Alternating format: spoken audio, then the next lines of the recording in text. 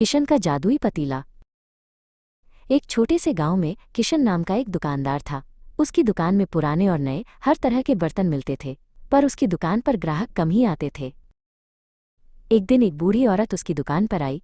उसके पास एक बहुत ही अजीब सा पुराना सा दिखने वाला पतीला था। बेटा, क्या तुम ये पुराना पतीला खरीदोगे? उसने पूछा। किशन ने पतीले को ध्यान से देखा। वो बहुत पुराना और जंग लगा हुआ था।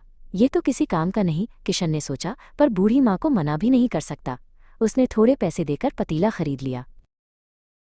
किशन ने उस पतीले को अपनी दुकान के पीछे एक कोने में रख दिया और भूल गया।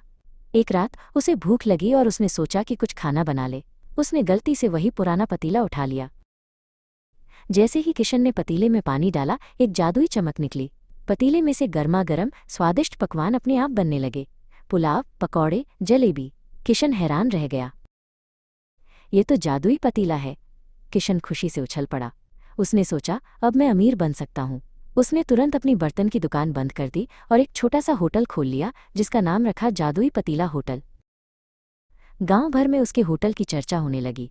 लोग दूर दूर से उसके जादुई पकवान खाने आने लगे।